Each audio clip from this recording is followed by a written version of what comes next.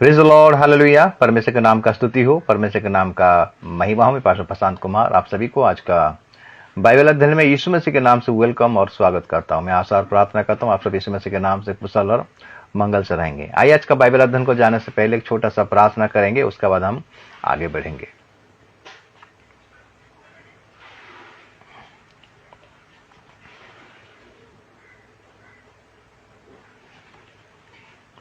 सर्वशक्तिमान परमेश्वर, हम आपका धन्यवाद करते प्रभु, आपने हमें सुंदर सवेरे को देखने के लिए अनुग्रह किया, जिंदों के जमीन में जिंदा रखा, अच्छा स्वास्थ्य दिया प्रभु, इसलिए हम आपका धन्यवाद करते हैं। दादा परमेश्वर, आज का बाइबल अध्ययन में हम आपका स्वागत करते हैं। पवित्र आत्मा हमें लीड कीजिए, हमें अगुवाई कीजिए, आपकी उपस्थिति को दीजिए। जितने भी ऑनलाइन देखेंगे और देखने वाले प्रभु, आप सभी को आप आशीष और अनुग्रह कीजिए। इस नेट को भी आपके नियंत्रण में रखना, आराम से लेकर अंत प्रभु तेरा आत्मा द्वारा हमें अगुवाई करना। आज का वचन के द्वारा तो हमसे बोल और बातचीत करना। मैं अपने आप को भी तेरे हाथ में समर्पण करता हूँ, तू मुझ में होकर बातें कर।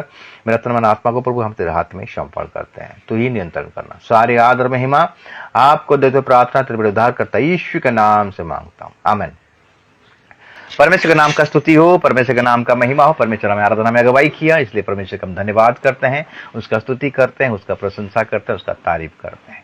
आइए आज का वचन की ओर हम जाएंगे। जो आज का ध्यान का विषय है कि इस्राएल एक चुना हुआ वंश और आशीषित वंश है। इस्राएल एक चुना हुआ वंश और आशीषित वंश है। आज हम न्यूज में देख रहे हैं, मीडिया में देख रहे हैं कि इस्राएल और फलस्तीन के बीच में यानी गाजा के बीच में युद्ध हो रहा है, और इस्राएल ठान लिया है गाजा को पूरा नाश कर देगा। मेरे पर ये पहले से भविष्यवाणी हुआ है बाइबल में। आज हम न्यूज में जो देख रहे हैं वो आधा अधूरा है। इस्राएल का बैकग्राउंड को हम नहीं जानते, बहुत लोग नहीं जानते हैं। रिपोर्टर लोग को इतना ज्ञानी है, पढ़ा लिखा है, लोग न्यूज देते हैं लेकिन आधा अधूरा देते हैं। इस्राएल के बारे में अगर उसका बैकग्राउंड के बारे में अगर आपको पता है ना, हमारा बाइबल ही मेंशन करेगा। कोई धार्मिक किताब आपको नहीं बताएगा। दुनिया में जितने भी किताब है, बाइबल को छोड़कर कोई किताब में आपको पता नहीं चलेगा इस्राएल के अस्तित्व के बारे में, इस्राएल के बैकग्राउंड के बारे में। इस्राएल आशीषित वंश है मेरे प्रियो, इसको कोई छू नहीं सकता, क्योंकि परमेश्वर का हाथ इस्राएल पर है, परमेश्वर का नजर इस्राएल पर है, परमेश्वर का आंख का पुतली है इस्राएल, उसको कोई छू ही नहीं सकता मेरे। परमेश्वर उसका मदद करता है। इतना सामर्थ्य, इतना डेवलप क्यों है इस्राएल जानते हैं? क्योंकि परमेश्वर उसके साथ में है। जो बाइबल में इस्राएल के बारे में लिखा गया है, और बाइबल पढ़ने से ही इस्राएल का बैकग्राउंड को आपको पता चलेगा। न्यूज में तो आधा अधूरा आपको मिलता है मेरे प्रिय। बाइबल में से क्यों नहीं बता रहे? बाइबल में से अगर बताएंगे ना तो सारे लोगों को पता चल जाएगा कि इनका बाइबल सत्य है। इनका बाइबल में तो पूरा बैकग्राउंड लिखा गया है, हिस्ट्री लिखा गया है, इस्राएल का अस्तित्व, इस्राएल कैसे आया हुआ, इस्राएल का पैदा कैसा हुआ, इस्राएल का जन्म कैसा हुआ, और इतना बड़ा देश, इतना बड़ा आशीषित देश इस्राएल क्यों हुआ। इस्राएल एक चुना हुआ और आशीषित वंश है मेरे प्रियो, ये बाइबल मेंशन करता है। कोई धर्म किताब, दुनिया के जितने भी किताब ले आइए मेरे प्रियो, बाइबल को छोड़कर, और बाइबल को जो पढ़ेगा इस्राएल के बारे में पता चलेगा उसको। आधा अधूरा न्यूज को सुनकर आपको कुछ पता नहीं चलेगा। इस्राएल को क्यों हराने नहीं पाते हैं जानते हैं? क्योंकि इस्राएल के ऊपर सर्वशक्तिमान का हाथ है, परमेश्वर का हाथ है। परमेश्वर ने कहा जो तुझे छुएगा, मतलब इस्राएल को जो छुएगा वो मुझे छूता है बोलता है। इसलिए इस्राएल को कोई हरा नहीं सकता। और हम देखते हैं कि इस्राएल एक सतर्क घंटी है मेरे प्रियो, ये अलर्ट है। इस्राएल अलर्ट दे रहा है, सतर्क कर रहा है कि यीशु मसीह का आगमन अति निकट है। जब आप इस्राएल को देखोगे, इस्राएल में कुछ घटना घट रहा है, आपको सतर्क का घंटी बजेगा आपके जीवन में, आपको सतर्क मिलेगा, अलर्ट मिलेगा कि यीशु मसीह का आगमन निकट है। ये युद्ध जो हो रहा है मेरे प्रियो, ये युद्ध होगा क्योंकि भविष्यवाणी किया गया है इसके बारे में। अगर हम सफनिया पुस्तक अगर निकालेंगे, वहां पर ये युद्ध के बारे में भविष्यवाणी किया गया है। और गाजा, जो गाजा पट्टी, जो गाजा नाम है बाइबल में है, किसी अन्य किताब में नहीं है, ध्यान दीजिएगा। सफनिया का पुस्तक अगर निकालेंगे, सफनिया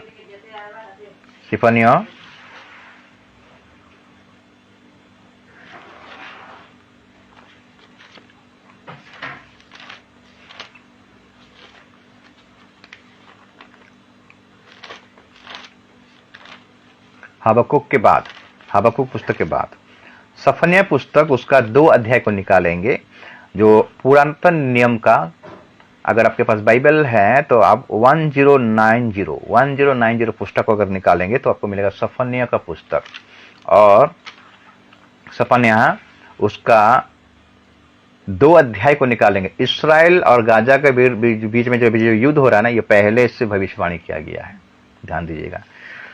और उसका सफन्या उसका 2 अध्याय उसका 4 पद को अगर पढ़ाई करेंगे, 4 पद से, क्योंकि गाजा तो निर्जन और अस्कलोन उजाड़ हो जाएगा। गाजा तो निर्जन और अस्कलोन उजाड़ हो जाएगा। असदो के निवासी दिन दोपहरी निकला दिए जाएंगे और एक्रोन उखाड़ा जाएगा। समुद्र तट के रहने वाले पर हाय, करती जाति पर हाय, कनान है। फलिस्तियों के देश, यहोवा का वचन तेरे विरुद्ध है, और मैं तुझसे को ऐसा नष्ट करूंगा कि तुझ में कोई ना बचेगा। मैं तुझको ऐसा नष्ट करूंगा, तुझ में कोई नहीं बचेगा मेरे प्रियो। ये भविष्यवाणी पहले से हो गया है और ये भविष्यवाणी आज पूरा हो रहा है। आज जो गाजा के ऊपर अटैक हो रहा है मेरे प्रियो, इसराइल जो अटैक कर रहा है, इसराइल का कोई बाल बांका करना नहीं पाएगा, ध्यान दीजिएगा। फलस्तीनी और इसराइल के विरुद्ध में सालों से उसका युद्ध हो रहा है मेरे प्रियो।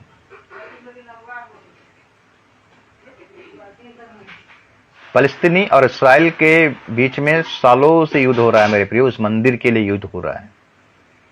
ये फलस्तीनी कौन है जानते हैं? ये फलस्तीनी बाइबल में लिखा गया है। बाइबल जब हजरा को शादी किया, उसके गर्भ से एक बच्चा पैदा हुआ, एक लड़का पैदा हुआ, इस्माइल। और इस्माइल के गोष्ठी जो थे मेरे प्रियो, इस मुस्लिम गोष्ठी हैं, यही लोगों ने फलस्तीनी। सच्चाई को कोई बताएगा नहीं, बाइबल पढ़ेंगे तो आपको सच्चाई पता चलेगा कि जो इसराइल का बैकग्राउंड, ये फलस्तीनी का बैकग्राउंड कहां से आया। जब ये इसहाक के द्वारा याकूब और ऐशो पैदा हुए, ऐशो बड़ा भाई, याकूब छोटा भाई, तो वो याकूब ने अपना भाई का आशीष को चुरा लिया, एसाव का आशीष को चुरा लिया, खाना देकर उसने मेरे को बड़े होने का अधिकार क्या चाहिए, खाने के चलते अपना पहलौठा का अधिकार को गवा दिया। और झूठ मैंने धोखे से याकूब क्या किया, अपना भाई का आशीष को चुरा लिया। जब इसहाक ने कहा कि जाओ, अपना बड़ा बेटे को बोला ऐसे थोड़ा जंगल में जाओ और मेरे लिए कुछ खरगोश की क्या मार के ले आओ और उसको पकाकर मुझे खाने को दो, मैं तुम्हें आशीष दूंगा। तो रिबका सुन लिया, इसहाक का पत्नी यानी याकूब का माँ। तो अपने बेटे को बोला, देख तेरा बड़ा भाई सब आशीष को ले जाएगा, तू ऐसा कर, वहां से मैं छोटा सा तो छकरी को ले आ, बकरी को ले आ, उसको मार दूंगा, उसके बाद उसको अच्छा से पका दूंगा, तो लेके अपने पिताजी के पास जाना, तुम्हारे पिताजी खाएगा और तुम्हें आशीष देगा। तो याकूब बोला, मुझे श्राप मिलेगा, मैं नहीं जा सकता, मेरे पिताजी तो मुझे पहचान लेगा। कोई बात नहीं है, तुम ऐसा कर, यीशु का जो कपड़ा है उसको तो पहन ले। यीशु क्या करता था, चमड़ा का, यीशु का शरीर क्या था, लोम था, बालों से भरा हुआ है। ये क्या किया, छकरी को मारकर उसका जो चमड़ा को ये क्या किया, गोड़ लिया और पिताजी के पास गया खाना लेने के लिए। पिताजी मैं आ गया हूं। तो पिता बोला, इसहाक बोला, अरे तो उस समय इसहाक का आंख थोड़ा धुंधला था, देखने नहीं पाता था ठीक से। याकूब का बोल है, लेकिन इतना जल्दी तू कैसे आ गया, याकूब का बोल जैसा लग रहा है, मेरे पास आता बोला। तब याकूब अपने पिता के पास जब गया तो इसको छुआ तो उसके शरीर में बाल ही बाल था। वो क्या किया था, छकरी को मारकर उसका छाल को पहन लिया था। तो वो जान लिया, हाँ ये मेरा बेटा, बड़ा बेटा बोलकर खाना खाया और याकूब को सारे आशीष दे दिए मेरे पे। तब हम देखते हैं आशीष देने के बाद बड़ा बेटा आता है खाना लेकर। तब इसहाक बोलता कि अरे मैं तो आशीष दे दिया। वो कौन था, तो छोटा भाई को सब आशीष में दे दिया। ये रोया, गिड़गिड़ाया आशीष के लिए, लेकिन उसको नहीं मिला। क्यों नहीं मिला जानते, ये तुच्छ माना था परमेश्वर का आशीष को। उसके बाद हम देखते हैं कि दोनों भाई के अंदर में शत्रुता बढ़ गया। शत्रुता बढ़ने के बाद याकूब को अपना जो माँ और बाप बोले कि तू यहां से निकल जा, तो अपने मामा के घर में चला जा, क्योंकि तेरा भाई गुस्से में तुझे मार डालेगा। और एक आदेश दिया कि वहां जाएगा लेकिन कोई कनानी स्त्री से शादी नहीं करना। ये जो कनानी कौन है? फलस्तीनी है, कि इस्माइल के गोत्र के सब हैं। तो ये बातें ऐसो को पता चल गया, तो ये गुस्से से क्या किया, ये इस्माइल के घराने से लड़कियों को शादी किया। ये सब फलस्तीनी जाति है, इनका उत्पत्ति यहां से हो रहा है। दुश्मन हमेशा यहूदी लोगों के साथ उनका दुश्मन बन गया। तो मेरे प्रियो, हम देखते हैं कि इस्माइल जो है अब्राहम का जो हाजिरा नामी एक दासी था, मिस्र दासी, उससे ही इस्माइल पैदा हुआ। और इस्माइल का जो जनरेशन आज मुस्लिम कंट्री है सब, जो कि फलस्तीनी जो हम जो कहते हैं, जो गाजा पट्टी के जो आज इसराइल और गाजा के बीच में जो युद्ध होता है, फलस्तीनी के बीच में जो युद्ध होता है, ये सब इस्माइल की गुटी मुस्लिम कंट्री है। ये लोग कभी भी साथ नहीं बैठेंगे, ये हमेशा कुछ ना कुछ कारनामा करते रहते हैं। इसराइल के विरुद्ध लोगों ने, ये लोगों ने इसराइल को नामो निशान मिटाएंगे बोलकर चिंता कर रहे हैं, लेकिन परमेश्वर उनके साथ में है। कैसे नामो निशान मिटा सकता है मेरे प्रियो? तो हम आज देखेंगे इसराइल का उत्पत्ति कैसे हुआ, इसराइल कहां से आया। हम देखें कि इसहाक का जो बेटा याकूब था, वो चला गया अपना मामा के घर में, और मामा के घर में जब गया वहां 21 साल रहा, परिश्रम किया, अपने मामा का भेड़ बकरियों को चराने लगा, उसका मदद करने लगा, 2 लड़कियों को शादी भी किया। तो उसका मामा भी उसको धोखा दिया। तो धोखा देने के बाद सारे धोखा को भी सह लिया। सहने के बाद अपना कुटुंब को लेकर वो क्या किया, निकलने लगा। आइए हम एक पद को पढ़ेंगे जो आपको मिलेगा उत्पत्ति की किताब 32 अध्याय को निकालेंगे। उत्पत्ति की किताब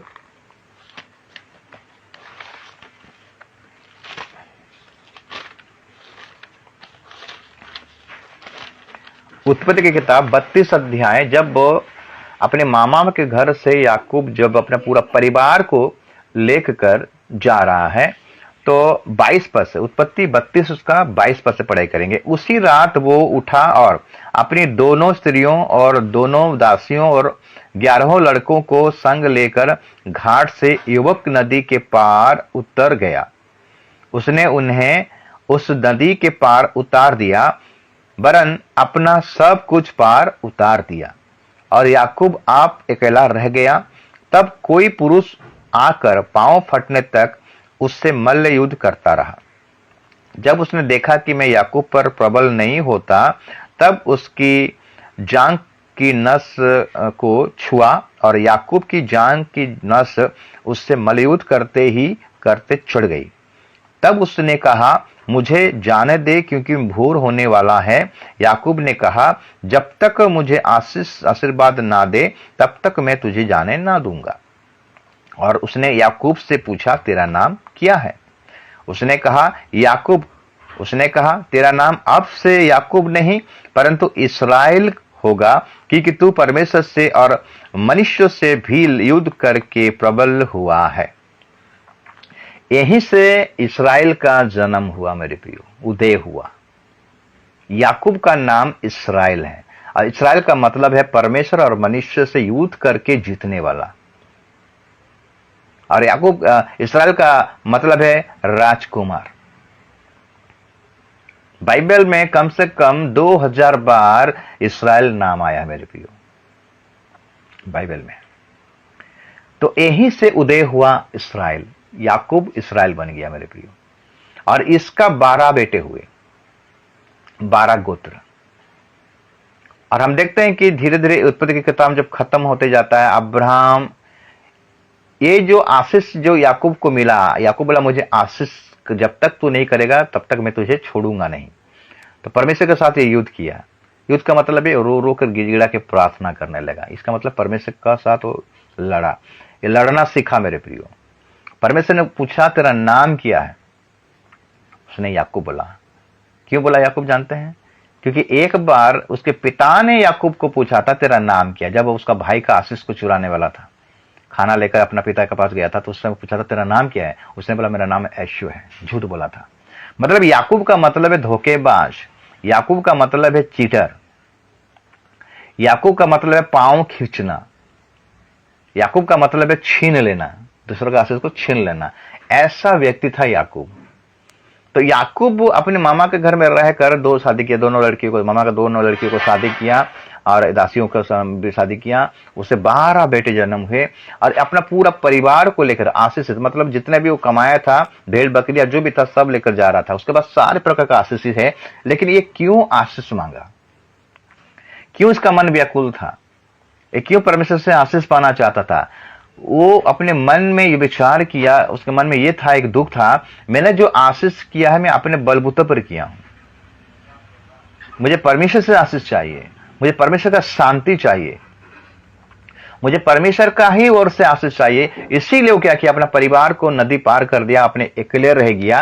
वही आशीष को पाने के लिए, वही शांति को पाने के लिए मेरे प्रियो वो युद्ध करने लगा परमेश्वर के साथ। रात भर रो रो कर प्रार्थना करने लगा। अगर आप पढ़ाई करेंगे होशे का 12 का 3 और 4 पढ़ाई करेंगे, वहां लिखा गया है परमेश्वर से और मनुष्य से लड़कर, परमेश्वर से और मनुष्य से लड़कर वो आशीष को प्राप्त किया मेरे प्रियो। तो ये जो आशीष इसको मिला मेरे प्रियो, परमेश्वर को जो आशीष दिया, ये आशीष अब्राहम से ही आया मेरे प्रियो। जब अब्राहम को परमेश्वर ने उत्पत्ति 12 अध्याय में बुलाया, तो हम देखते हैं उत्पत्ति 12 अध्याय और उसका 1 पद से अगर हम पढ़ाई करेंगे, अब्राहम को परमेश्वर जब बुलाहट किया, अब्राहम एक मूर्ति पूजक का देश में रहने वाला, मूर्ति पूजक, उसका पिता जो मूर्ति बनाने वाला था, वो मूर्ति पूजा करने वाले देश में से था। तो 12 का 1 से अगर पढ़ाई करेंगे, उत्पत्ति 12 का अगर 1 से पढ़ाई करेंगे, लिखता है यहोवा ने अब्राहम से कहा, अपने देश और अपने कुटुंबियों और अपने पिता के घर को छोड़कर उस देश में चला जा जो मैं तुझे दिखाऊंगा, और मैं तुझसे एक बड़ी जाति बनाऊंगा और तुझे आशीष दूंगा और तेरा नाम महान करूंगा और तू आशीष का मूल होगा। जो तुझे आशीष देंगे, जो तुझे आशीर्वाद दें उन्हें मैं आशीष दूंगा, और जो तुझे कोसे उसे मैं श्राप दूंगा, और भूमंडल के सारे कुल तेरे द्वारा आशीष पाएंगे। भूमंडल के सारे कुल तेरे द्वारा आशीष पाएंगे। अब्राहम हुआ, अब्राहम से इसहाक पैदा हुआ, इसहाक से 2 बेटे पैदा हुए, याकूब और एशो। उसके बाद हम देखते हैं कि याकूब को परमेश्वर आशीष किया, याकूब इसराइल, जो इसराइल बन गया। इसराइल का उदय हुआ, इसराइल का जन्म हुआ, याकूब इसराइल बन गया मेरे प्रियो। और इसराइल से 12 गोत्र आए, और 12 गोत्र में हम देखते हैं मेरे प्रियो, अब्राहम जब उत्पत्ति 15 अध्याय में जब अब्राहम निराश था, हताश था, और 15 अध्याय उसका जो 1 पद से पढ़ाई करेंगे, वहां लिखता है कि इन बातों के पश्चात यहोवा का यह वचन दर्शन में अब्राहम के पास पहुंचा, हे अब्राहम मत डर, तेरी ढाल और तेरा अत्यंत बड़ा प्रतिफल मैं हूं। अब्राहम ने कहा, हे प्रभु यहोवा, मैं तो निर्वंश हूं और मेरे घर का वारिस ये दमिश्कवासी एलीएजर होगा, अतः तू मुझे क्या देगा? और अब्राहम ने कहा, मुझे तो तूने वंश नहीं दिया, और क्या देखता है कि मेरे घर में उत्पन्न हुआ एक जन मेरा वारिस होगा। तब यहोवा का यह वचन उसके पास पहुंचा, ये तेरा वारिस ना होगा, तेरा जो नीच पुत्र होगा वही तेरा वारिस होगा। और उसने उसको बाहर ले जाकर कहा, आकाश की ओर दृष्टि करके तारागण को गिन, क्या तू उनको गिन सकता है? फिर उसने उससे कहा, तेरा वंश ऐसा ही होगा। उसने यहोवा पर विश्वास किया और यहोवा ने इस बात को उसके लेख में धर्मी गिना। तब उसने उससे कहा, मैं वही यहोवा हूं जो तुझे कसदियों के उस नगर से बाहर ले आया कि तुझको इस देश का अधिकारी दूं। उसने कहा, हे प्रभु यहोवा, मैं कैसे जानूं कि मैं इसका अधिकारी हूंगा? यहोवा ने उससे कहा, मेरे लिए 3 वर्ष का एक कलोर और 3 वर्ष का एक बकरी और 3 वर्ष का एक मेढ़ा और एक पिंडुक और कबूतर का एक बच्चा ले। इन सबों को लेकर उसने बीच से 2 टुकड़े कर दिया और टुकड़े कर आमने सामने रखा, पर चिड़ियों के सम उसने टुकड़े नहीं किए। जब मांसाहारी पक्षी लोथ पर झपटे तब अब्राहम ने उन्हें उड़ा दिया। जब सूर्य अस्त होने लगा तब अब्राहम को भारी नींद आई, और देखो अत्यंत भय और महा अंधकार ने उसे छा लिया। तब यहोवा ने अब्राहम से कहा, ये निश्चय जान कि तेरे वंश पराये देश में परदेशी होकर रहेंगे और उस देश के लोगों के दास हो जाएंगे और वे उनको 400 वर्ष तक दुख देंगे। अब्राहम से इसहाक आया। देखिए, अब्राहम के वंश को जो जनरेशन आने वाले हैं आगे को, उनको श्राप मिला अब्राहम के चलते, अब्राहम की गलती के चलते। इसहाक आया, इसहाक से हम देखते हैं 2 पुत्र जन्म हुए, याकूब और अश्शो। हम देखते हैं कि अश्शो अलग हो गया और याकूब अलग हो गया, और याकूब अपने मामा के घर में आया, वहां पर 2 शादी किया, 4 शादी किए, 2 शादी किया, बाल बच्चे 12 उसका 12 लड़का और 1 लड़की हुआ, और वही वंश जनरेशन बढ़ा बढ़ा। और हम देखते हैं कि धीरे धीरे क्या हुआ, जो यूसुफ था, अगर इस किताब को आगे को पढ़ाई करेंगे, यूसुफ के बारे में यहाँ लिखा गया है। याकूब का बेटा, जो छोटा बेटा यूसुफ था, वो स्वप्न देखा, स्वप्न देखने के बाद उसको अपने भाइयों के साथ शेयर किया। तो आशीष किस प्रकार मिल रहा है मेरे फिर, याकूब का आशीष किस प्रकार उसको मिलेगा, ये योजना परमेश्वर बाइबल में हमें बता रहा है, वचन में हमें बता रहा है। तो यूसुफ ने जो स्वप्न देखा, फिरौन के बारे में देखा, मैंने मिस्र के बारे में देखा कि एक समय आएगा, अपने उसके भाई लोगों ने, उसका पिता लोग उसको क्या करके दंडवत करेंगे। 2 प्रकार का स्वप्न देखा, लेकिन एक ही अर्थ था। ये लोगों ने चिड़चिड़ाए, उसका भाई लोगों ने ईर्षा किए, उसको क्या किया, इस्माइल के हाथ में बेच दिए, और ये चला गया फुटी के घर में चला गया। यूसुफ को बेचा गया मेरे प्रिय, अपना खुद के भाई लोगों ने यूसुफ को बेच दिए। यूसुफ चला गया मिस्र में, और हम देखते कि वहां पर यूसुफ जो मिस्र में था, परमेश्वर उसके साथ में था। तो धीरे धीरे क्या हुआ, अकाल, जब अकाल का पड़ने का समय आया, उस जो यूसुफ के जमीन में बहुत सारा घटना घटा। फिर उनका बीबी का नजर पड़ा, ये जेल में चला गया, और हम देखते हैं फिर उनका जो पिलाने आ रहा, खाने आ रहा थे, उनमें से दोनों सपनों देखे, और एक का सपना मतलब एक मारा जाएगा और एक राजा के पास फिर से काम में पाएगा। तो सारे अर्थ को बताया था। और उसके बाद धीरे धीरे राजा स्वप्न देखने लगा, राजा स्वप्न देखा, राजा स्वप्न देखा, अर्थ को बता नहीं पा रहा था। तब उस जो पिलाने हारा जो था राजा के पास, उसको याद आ गया। तब यूसुफ को बुलाया गया, और यूसुफ परमेश्वर के माध्यम से, परमेश्वर की अनुग्रह से, प्रभु की दया से उस स्वप्न का अर्थ को बताया कि मिस्र में 7 साल का अकाल और 7 साल का अच्छा दिन जाएगा।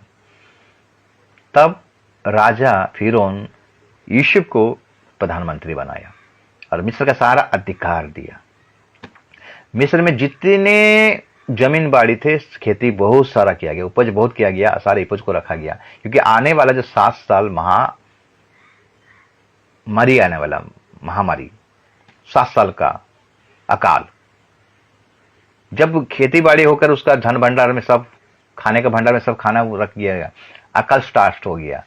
तब सारे देशों में क्या हुआ, मिस्र के पास आए खाना लेने के लिए, और उसके भाई लोगों भी उसके पास आए खाना लेने के लिए। एक बार आए, दोबारा तो क्या क्या जान लिया, और उसको एक भाई को रख दिया, जो अपने पिताजी को, मैंने और एक भाई है उसको लेके आओ। तो ऐसे करके इनको परिचय मिलता है यूसुफ का। जब यूसुफ का परिचय मिलता है तो यूसुफ अपने भाई लोगों को क्या किया, उस दस में रखता है, उनका तत्व लेता है। उत्पत्ति 50 अध्याय को पढ़ाई करेंगे, वहां लिखा गया है, उनका तत्व लेता है। और याकूब भी आता है। याकूब एफ्रेम को, यूसुफ का 2 बेटा होता है, एफ्रेम और मनसी, दोनों को आशीष देता है। आशीष देने के बाद मेरे प्रियो, हम देखते हैं कि ये लोगों, जब तक वो फिरौन जीवित था, फिरौन पहचान था तो बोलकर इनको लालन पालन करता था। जब दूसरा फिरौन आया मेरे प्रियो, यूसुफ मर गया है, और उसके भाई लोगों का जनरेशन अभी है, यूसुफ का जनरेशन, उसका भाई लोगों का जनरेशन। जब दूसरा फिरौन आया, हम देखते हैं कि इनको बंधवाई मिल गई, इनको दासत्व में खटाया। दूसरा जो फिरौन आया, ये यूसुफ को नहीं जानता था, नहीं पहचानता था। देखा इसराइली बहुत बढ़ रहे हैं, तो ये क्या किया, उनको दबाने लगा, उनको तड़पाने लगा। जो श्राप अब्राहम को मिला था कि तेरा वंश 400 साल तक, 450 साल तक बंधवाई में रहेंगे, यही बात सफल हुआ। तो ऐसे करके 450 साल तक लोग बंधवाई में थे। निर्गमन का पुस्तक आता है, निर्गमन का पुस्तक में हम देखते हैं मूसा को प्रभु चुनता है इसराइल का उद्धारकर्ता के रूप में। वहां से मूसा उनको छुड़ा के लाता है मिस्र से कानान, एक दूध और मधु का देश, जो कि कानान जो है इसराइल कहलाता है मेरे प्रियो। आज जो इसराइल जो कहलाता है वो दूध और मधु का देश था मेरे प्रियो। तो वहीं से हम देखते हैं कि इसराइल का गोत्र सब बढ़ने लगे, इसराइल बढ़ने लगा, याकूब से इसराइल। और धीरे धीरे हम देखते हैं कि जब मिस्र से कानान जा रहे हैं, तो बहुत रास्ते में बहुत सारा दुख तकलीफ आया और ये लोग प्रभु को मैंने दुख देने लगे, प्रभु को अपमान करने लगे, प्रभु को हेट करने लगे, प्रभु को इज्जत नहीं दिए, तो बहुत सारे लोग रास्ते में मर गए। ऐसे करके हम देखते हैं कि निर्गमन मूसा का 5 किताब में जब पढ़ाई करते हैं, प्रभु उससे व्यवस्था नहीं था, मूसा के द्वारा व्यवस्था दिया, नियम दिया, नियम कानून का चले। धीरे धीरे धीरे धीरे हम देखते हैं कि व्यवस्था विवरण का किताब खत्म होता है। उसके बाद हम देखते हैं कि यहोशू का किताब आता है। यहोशू का प्रभु अगुवाई करता है। यहोशू और कालेब दोनों उस कानान देश में प्रवेश करने पाते हैं। उसके बाद हम देखते हैं कि यहोशू का किताब के बाद न्यायों का पुस्तक आता है। बाइबल को अगर सीरियल के अनुसार पढ़ाई करोगे तो इसराइल का पूरा हिस्ट्री को आपको पता चलेगा। तो न्याय की किताब में हम देखते हैं कि बहुत सारा न्याय आए। उस टाइम कोई राजा नहीं था, प्रभु एक एक जन को चुनता था न्याय के रूप में। समसन को, जिप्तह को, गिदियोन को, दबोरा को, और भी बहुत सारा ऐसे, एहू को चुना। मैंने उस टाइम में पालेस्तीन लोग कौन क्या करते थे, इनका ऊपर हावी होते थे, इनको कब्जा करते थे। तो प्रभु एक उद्धारकर्ता के रूप में चुना था। क्यों चुनता था? क्योंकि इसराइल लोग गड़बड़ी करते थे, पाप करते थे, इसलिए परमेश्वर क्या करता, शत्रु के हाथ में इनको दे देता था। फिर लोग दुहाई देते थे, चिल्लाते थे, तब परमेश्वर उन्हीं के बीच में से, इसराइलों के बीच में से, कोई गोत्र के बीच में से एक जन को खड़ा करता था और छुड़ाता था। हम जब देखते हैं सामसन के बारे में, सामसन वहां पर पलिस्तीन लोग जब इसराइल के ऊपर हावी हुए तो परमेश्वर सामसन को चुना, एक परिवार को चुना, उसके गर्भ में सामसन पैदा हुआ। सामसन पलिस्तीन के विरुद्ध में युद्ध किया। तो ऐसे करके हम जाते हैं न्याय का पुस्तक। उसका बाद हम न्याय का बाद आता है रूत का पुस्तक। ऐसे करके जाते जाते जाते जाते हम जब पहला शमूएल के पुस्तक में आते हैं मेरे प्रियो, पहला शमूएल का किताब, पहला शमूएल का किताब जो कि इसराइल का पहला राजा के बारे में लिखा गया है, साउल। दूसरा राजा दाऊद। तो उस टाइम में भी पालेस्तीन इसराइल के विरुद्ध में थे। पालेस्तीन और इसराइल के बहुत युद्ध होता था। ये युद्ध वहां से ही स्टार्ट हो रहा है। अभी तक युद्ध चल रहा है उनके बीच में, अभी तक शत्रुता चल रहा है। तो मेरे प्रियो ऐसे करके हम देखते हैं कि पुरातन नियम जब मलाकी तक आ जाता है, उसके बाद आता है मत्ती किताब। यीशु मसीह का जन्म होता है मेरे प्रियो। वही इस यहूदियों के गोत्र में से, दाऊद के वंश में से हम देखते हैं कि यीशु मसीह का जन्म होता है। और जब यीशु मसीह का जन्म होता है, यहूदियों में से उद्धार आएगा। वचन में लगता है यहूदियों में से उद्धार आएगा। यीशु मसीह का जन्म हुआ। और याकूब इसके बारे में गवाही भी देता है कि एक तारा उदय होगा। याकूब से एक तारा उदय होगा लिखा गया मेरे प्रियो।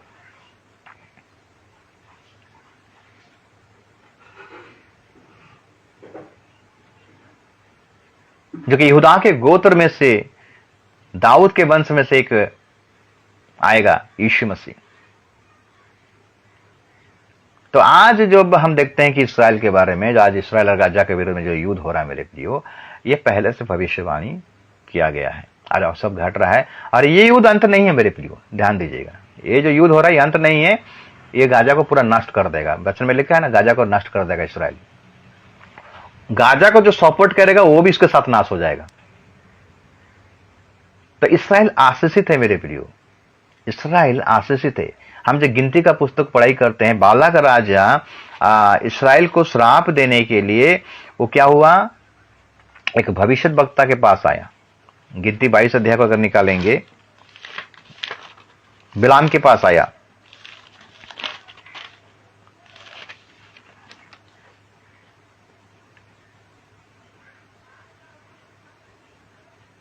बाईस अध्याय, गिनती का पुस्तक अगर 22 अध्याय को पढ़ाई करेंगे, वो लिखता है, तब इसराइली ने कूच करके एरियो के पास यरदन नदी के इस पार मोयाब के आराब में डेरे खड़े किए। सिपोर के पुत्र बालाक ने देखा कि इसराइल ने एमिलो से किया है, इसलिए मोयाब और यह जानकर कि इसराइली बहुत हैं, उन लोगों से अत्यंत डर गया, यहाँ तक कि मोयाब इसराइलियों के कारण अत्यंत व्याकुल हुआ। तब मोयाबियों ने मिद्यानी पुरानियों से कहा, अब वो दल हमारे चारों ओर के सब लोगों के ऐसा चट कर जाएंगे जिस तरह बैल खेत की हरी घास को चट कर दे जाता है। उस समय सिपोर का पुत्र बालाक मोयाब का राजा था और उसने पतोर नगर को, जो महानद के तट पर बोर के पुत्र बिलाम के जाति भाइयों की भूमि थी, वहां बिलाम के पास दूत भेजे कि वे ये कहकर उसे बुलाया जाए, सुन, एक दल मिस्र से निकल आया है और भूमि उनसे ढक गई है और अब वे मेरे सामने ही आकर बस गए हैं। इसीलिए आ और उन लोगों को मेरे निमित्त श्राप दे, क्योंकि वे मुझसे अधिक बलवंत हैं। तब संभव है कि हम उन पर जयवंत हो और हम सब इनको अपने देश से मारकर निकाल दें, क्योंकि ये मैं जानता हूं कि जिसको तू आशीर्वाद देता है वो धन्य होता है और जिसको तू श्राप देता है वो श्रापित होता है। मेरे प्रिय, बालाक राजा इस बिलाम को अपने दूतों को भेजा, धन दौलत लेकर भेजा, तू कैसा कर, इसराइल को श्राप दे। बालाक राजा डर गया है, क्योंकि इसराइल को इतना बढ़ गए हैं, इतना आशीषित हो गए मेरे, इतना उनका बढ़ गए हैं, तो वो भूमियों को देखने से कुछ दिखाई नहीं था, केवल इसराइली दिखाई देते हैं। तो ये डर गया, उस जमीन को देखकर डर गया जो जमीन में इसराइल में बस रहे थे। तो बालाक के प्रभु का दास है और बालाक को वेतन देकर, पैसा देकर, उसका मान सम्मान इज्जत करने के लिए उसको बोला तो आके श्राप दे। तो बालाक राजा उसको एक बार, दो बार, तीन बार, चार बार, जितना बार आया मेरे प्रियो, उसको खाली इसराइल को कभी आशीषित किया, ब्लेसिंग दिया, क्योंकि उसका मुंह से आशीष ही निकला। क्योंकि याकूब को, यानी इसराइल को कोई श्राप नहीं दे सकता, इसराइल को कोई तंत्र मंत्र कर नहीं सकता, इसराइल को कोई हरा नहीं सकता, क्योंकि वो आशीषित है। उसके ऊपर परमेश्वर का अनुग्रह, प्रभु का आशीष का हाथ है मेरे प्रियो।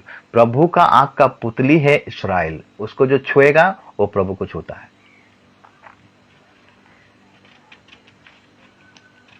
तो ये युद्ध फाइनल नहीं है, ये सतर्क घंटी है मेरे प्रिय। जब भी इसराइल के ऊपर कुछ घटना घटता है तो सोच लीजिए कि यीशु मसीह का आगमन निकट है। हमको सतर्क घंटी, इसराइल एक सतर्क घंटी है, अलर्ट। उसी हिसाब से हमें अपने आप को प्रिपेयर करना है मेरे प्रियो। तो इसराइल के विरुद्ध में परमेश्वर का क्या आशीष है मेरे प्रियो? अगर हम थोड़ा ध्यान करेंगे, भजन संहिता 73 को निकालेंगे, भजन संहिता 73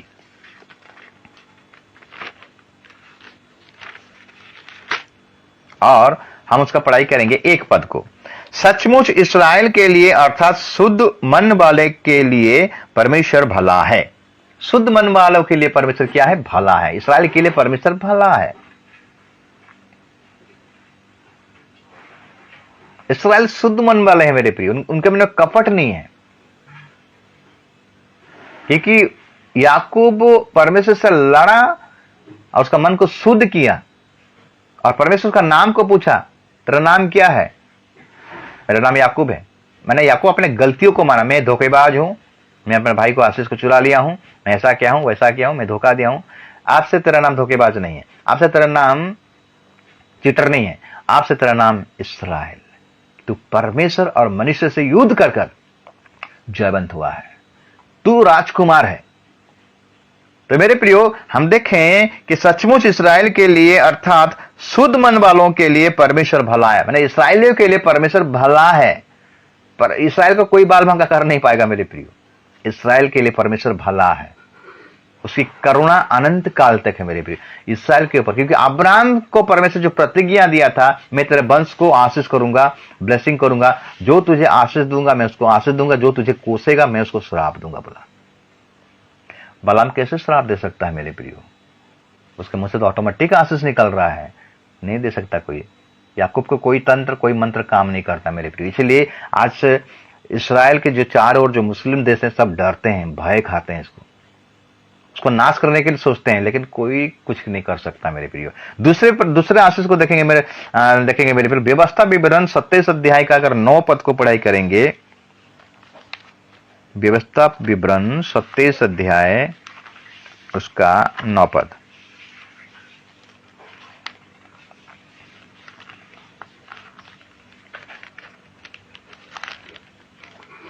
लिखता है, फिर मूसा और लेवियों याजकों ने सब इस्राएलियों से यह भी कहा, हे इस्राएल, चुप रहकर सुन, आज के दिन तू अपने परमेश्वर यहोवा की प्रजा हो गया है।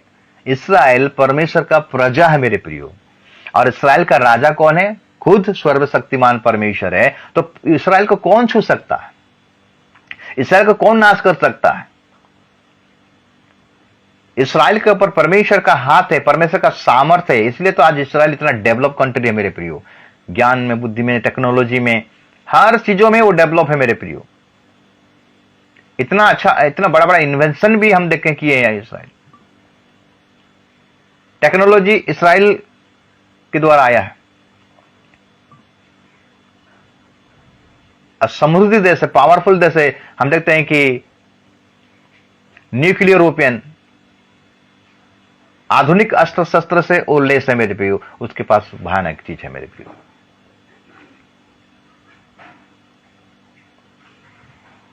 अगर हम इसाया 43 को अगर पढ़ाई करेंगे तो इस्राएल के बारे में परमेश्वर क्या कहता है। इसाया 43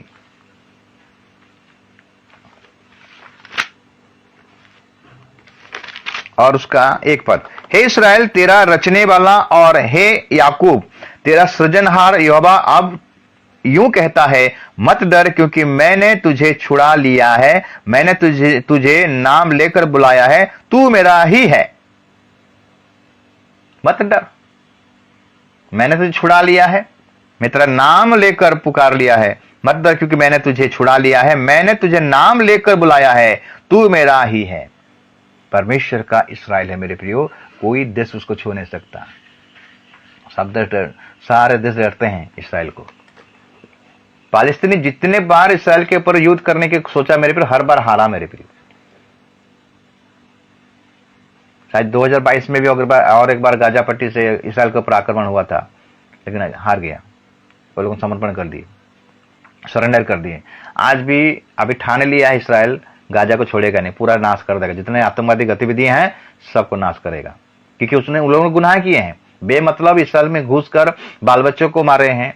40 से अधिक बच्चे लोगों को सर कलम कर दिए हैं। वो तो स्त्री और औरतों को मार दिए हैं। कम से कम 1500 से ज्यादा, 1800 से ज्यादा लोगों को मारे हैं।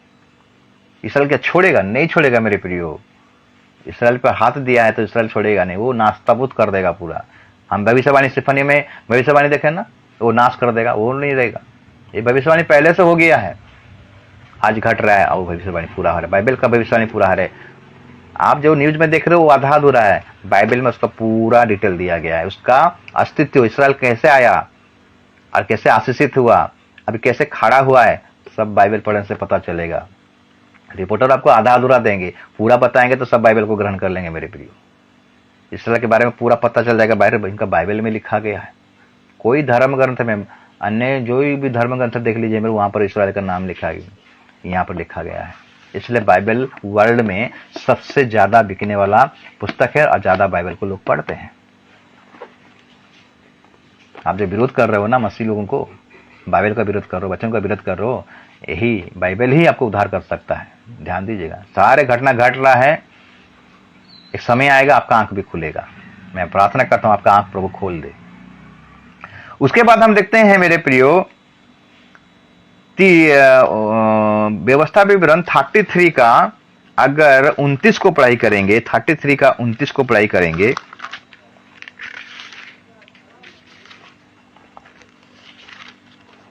लिखता है, हे इस्राएल तू क्या ही धन्य है, हे यहोवा से उद्धार पाई हुई प्रजा, तेरे तुल्य कौन है। इस्राएल उद्धार पाई हुई प्रजा है मेरे प्रियो।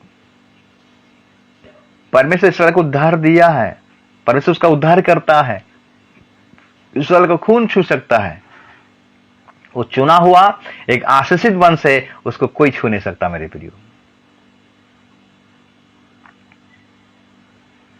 ईशाया 41 उसका 8 को अगर पढ़ाई करेंगे, ईशाया 41 उसका 8 को पढ़ाई करेंगे, लिखता है,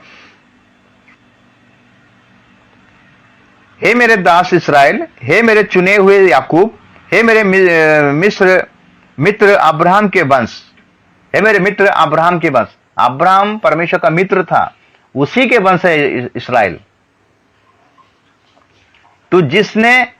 तू जिससे मैंने पृथ्वी के दूर दूर देशों से लिया और पृथ्वी की छोर से बुलाकर यह कहा, तू मेरा दास है, मैंने तुझे चुना है और तजा नहीं, छोड़ा नहीं। मत डर क्योंकि मैं तेरे संग हूं, इधर उधर मत ता, क्योंकि मैं तेरा परमेश्वर हूं। मैं तुझे दृढ़ करूंगा और तेरी सहायता करूंगा। अपने धर्ममय दाहिने हाथ से मैं तुझे संभाले रहूं। अपने धर्ममय दाहिने हाथ से मैं तुझे संभाले रहूंगा। अभी तक इसराइल को प्रभु संभालता है। इसराइल का कोई बाल बांका करने नहीं पाएगा मेरे प्रियो। जितना कोशिश कर ले मेरे प्रियो, इसराइल को टच करने नहीं पाएंगे, क्योंकि प्रभु उनके साथ में है। प्रभु उनका उद्धार करता है, प्रभु उनका छुड़ाने वाला है, प्रभु उनका ढाल है, प्रभु उनका सुरक्षा है इसराइल का। इसराइल को कौन हरा सकता है मेरे प्रियो। और 5 नंबर चीज को देखेंगे, पहला इतिहास का किताब 17 का 21 को पढ़ाई करेंगे। पहला इतिहास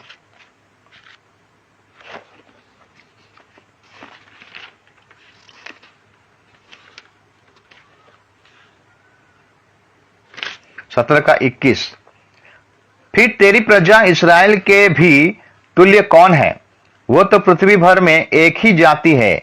उसे परमेश्वर ने जाकर अपनी निज प्रजा करने को छुड़ाया, इसलिए कि तू बड़े और डरावने काम करके अपना नाम करे और अपनी प्रजा के सामने से जो तूने मिस्र से छुड़ा ली थी, जाति जाति के लोगों को निकाल दे।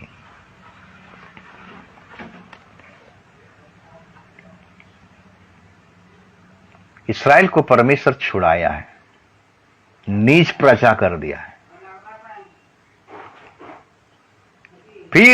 फिर तेरी प्रजा इसराइल के भी तुल्य कौन है? वो तो पृथ्वी भर में एक ही जाति है। उसने परमेश्वर ने जाकर अपना नीच प्रजा करने को छुड़ाया, इसलिए कि तू बड़े और डरावने काम करके अपना नाम करे और अपनी प्रजा के सामने से जो तूने मिस्र से छुड़ा ली थी, जाति जाति के लोगों को निकाल दे। बड़े बड़े काम लोग आज देख रहे हैं, इसराइल को घबरा जा रहे हैं। आज इसराइल को देखकर लोग घबरा जा रहे हैं, देश घबरा जा रहे हैं, शत्रु देश घबरा जा रहे हैं, जो इसके विरोध में वो देश घबरा जा रहे हैं। कौन छू सकता है मेरे प्रिय इसराइल को? परमेश्वर का आंख का पुतली को कौन छू सकता है? कोई नहीं छू सकता। भजन संहिता अगर 115 का 9 को पढ़ाई करेंगे, वहां लिखता है, भजन संहिता 115 उसका 9 पद।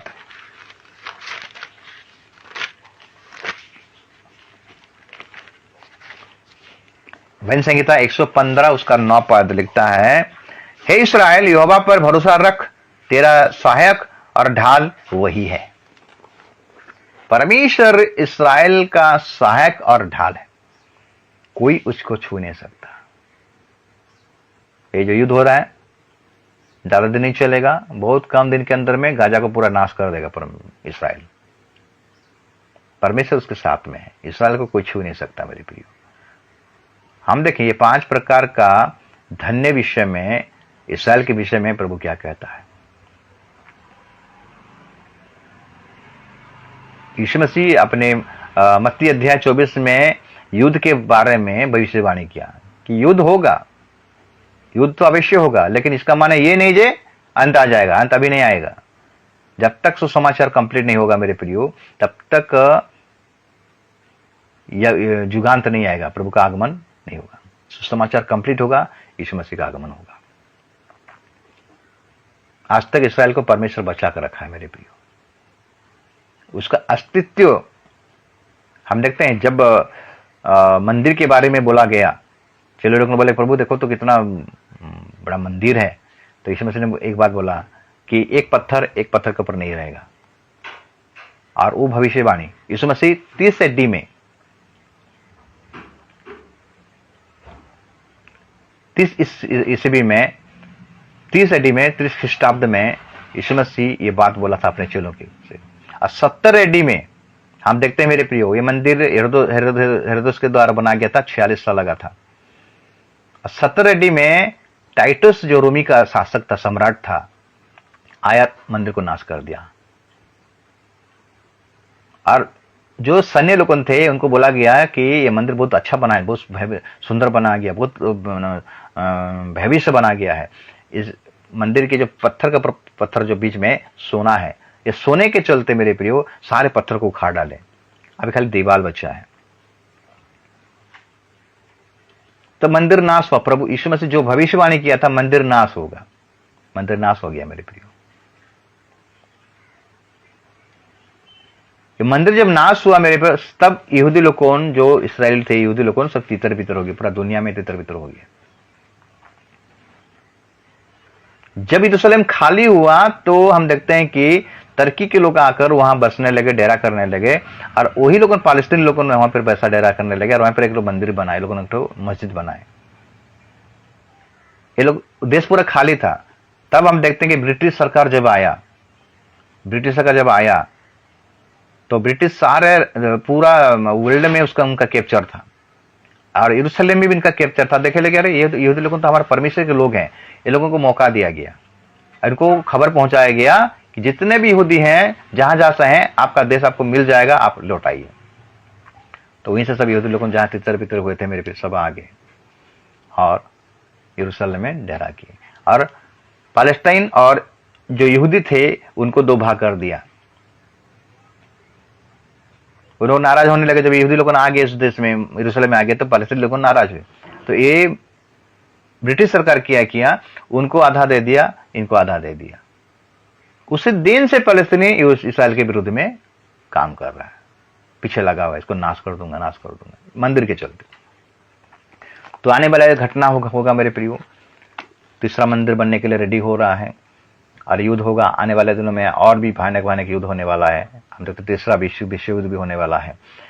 तो ये तो नमूना है, ये 17 का घंटी है, और उसी बीच में तीसरा विश्व जब होगा, उसी बीच में एंटी क्राइस्ट आएगा, मसीह विरोधी आएगा, और सबको क्या करेगा, वो शांति प्रस्ताव देगा, और तीसरा मंदिर बनाने के लिए वो क्या कर राजी हो जाएगा। तो इसराइल लोग सोचेंगे कि यही हमारा उद्धार करता है, आ गया, बहुत अच्छा काम कर रहा है। मंदिर कंप्लीट हो जाएगा, और जो बलिदान प्रथा अभी भी चल रहा है इसराइल लोगों का, वो बलिदान प्रथा को क्या करेगा, बंद कर देगा। तो लोगों क्या करेंगे, विरोध करेंगे। तो एंटी क्राइस्ट जो मसीह विरोधी है, वो क्या करेगा, इसराइलों का विरोध में हो जाएगा, तो इसराइलों को मारने के लिए कोशिश करेगा। तो परमेश्वर उनके साथ में रहेगा, परमेश्वर उनको बचाएगा मेरे प्रियो। तो आज का ध्यान का विषय था कि इसराइल आशीषित और चुना हुआ वंश है। हमें उसका बैकग्राउंड को आपको बताया कि इसराइल कहां से पैदा हुआ, उसका जन्म कैसा हुआ, आज कैसा इसराइल एक आशीषित वंश है मेरे प्रियो। आज इसराइल को देखिए कितना ब्लेसिंग है, सारे देशों से इसराइल बहुत डेवलप है, उनका शिक्षा में, उनका साइंस में, टेक्नोलॉजी में, हर प्रकार का इन्वेस्टमेंट में वो लोग नंबर 1 है। मैं आशा करता हूं आज का वचन आप सबों के लिए जरूर आशीष का कारण बना होगा। प्रभु आप सबको आशीष करे, अनुग्रह करे, और इसराइल के लिए आप सब प्रार्थना कीजिए, अपने व्यक्तिगत प्रार्थना में सब याद कीजिए इसराइल के लिए, और इसराइल के लिए प्रार्थना कीजिए, क्योंकि वो आशीषित और चुना हुआ वंश है। प्रभु उस वंश को, इसराइल को कभी भी गिरने नहीं देगा, उसको कभी भी छोड़ेगा नहीं, त्यागेगा नहीं, क्योंकि उसका आंख का पुतली है, और आंख का पुतली को जो छुएगा वो परमेश्वर को छूता है। आज जो परमेश्वर को छूता है तो परमेश्वर को छोड़ता नहीं है। जय मसीह की।